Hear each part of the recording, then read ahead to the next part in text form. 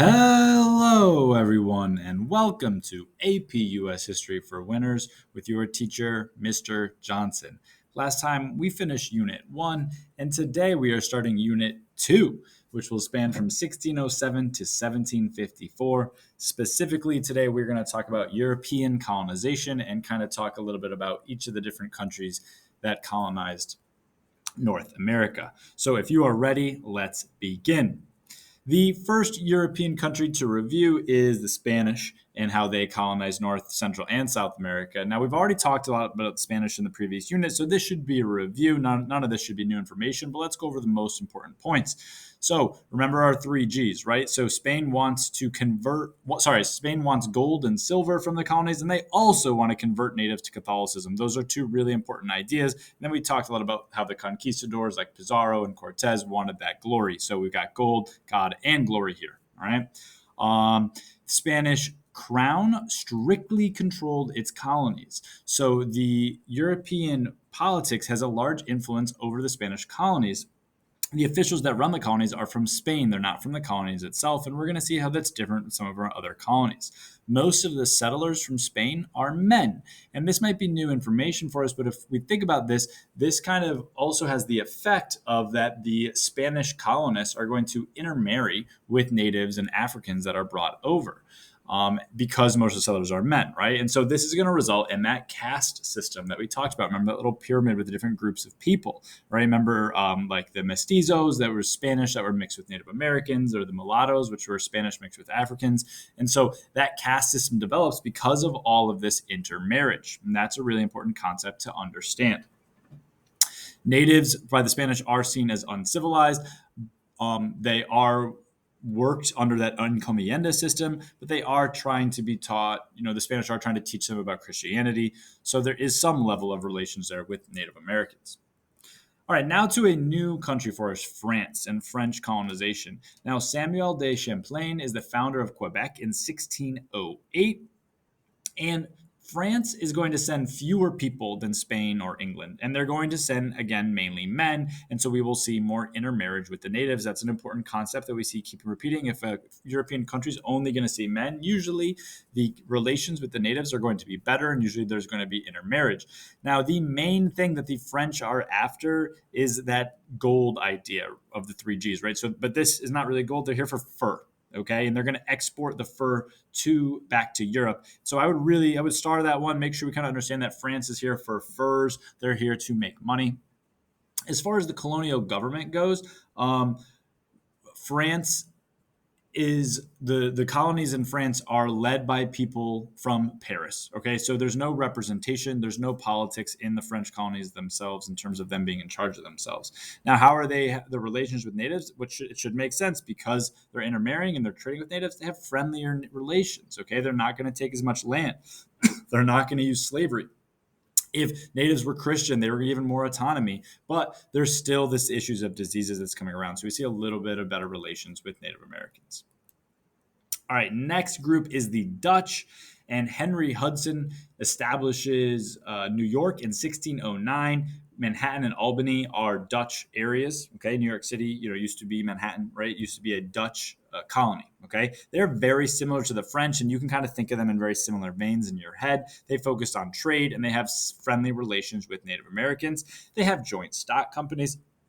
We've talked about that word before, but that's where they pool together a lot of their money to share in profits and losses, which is eventually going to lead to capitalism, right? This is the precursor to capitalism.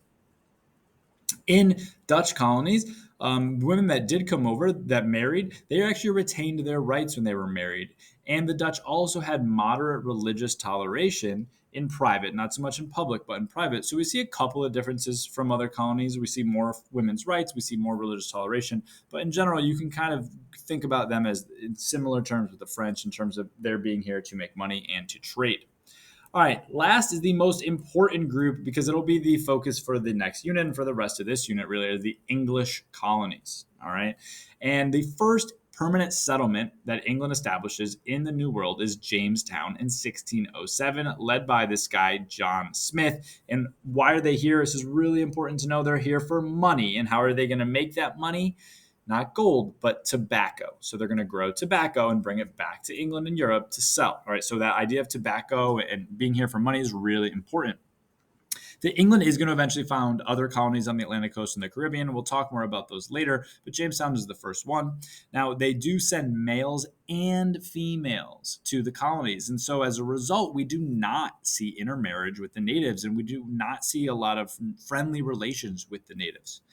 England also, the English colonies have immigration coming to them from other European countries. Okay. So this allows social mobility. This means that there's this idea of economic prosperity or religious freedom, or some reasons why people might come. Like the Puritans, Massachusetts, they're practicing their own religious freedom from the religions that were in Europe at the time or in England at the time. They're not really tolerant of other religions, but it's still religiously free compared to Europe in the sense that they can practice their own. And English colonies often have improved living conditions compared to some areas in Europe, especially if you were very poor. So this is attractive for people to come over.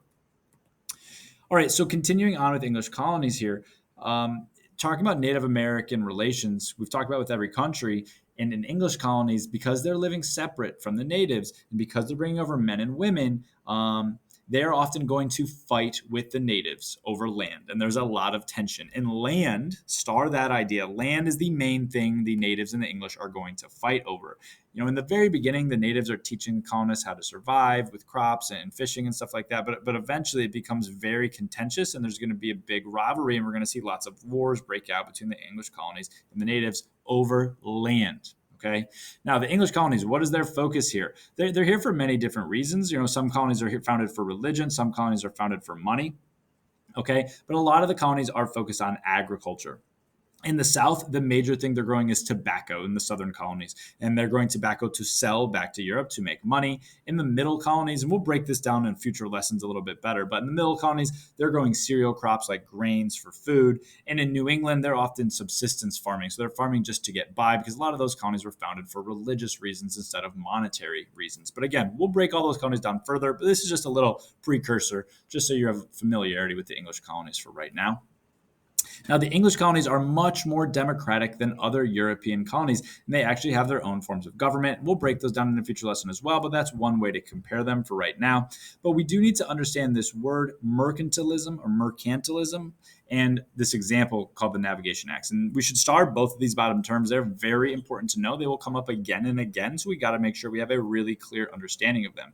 So mercantilism is the idea that colonies exist to make money for the mother country. We've talked about this before. There's a limited amount of money in the world, and so the idea is that European countries want to colonize the New World to extract the resources and bring it back so that they can compete with other European countries. And this is a government-run economy. The government is going to regulate the economy to try to make the most money. They're trying to set up these colonies to make money for the mother country. Okay. Now, Navigation Acts is a very important example of how England is going to have mercantilism in their colonies. And so, with the Navigation Acts, they're basically a series of laws. If you ever hear the word act or acts in this class or in any social studies class, what that really means is laws. Okay. And so, these laws basically mean, and they say that the colonies can only trade with England. Okay. So, England can trade with other places, but the colonies, the English colonies, they have to trade with England. They cannot trade with other colonies from other countries. They cannot trade with other, European countries at all. And so this puts a lot of restriction on the colonies, and a lot of colonists are going to resist, and they're going to smuggle goods around, and they're going to try to trade so they can get the most amount of money for their goods. So that smuggling idea is really important. But the Navigation Acts is the way that England is going to impart that idea of mercantilism on their colonies. Okay, that is it for our notes on European colonization. Make sure you're able to answer these big idea questions. Number one, describe the Spanish colonies. Try to go through some of those attributes that we talked about. Number two, describe the French and the Dutch colonies. And number three, describe the English colonies. Be able to compare and contrast between these colonies. That would be a common type of question that might come up on the exam. Thank you so much for watching. I will see you next time.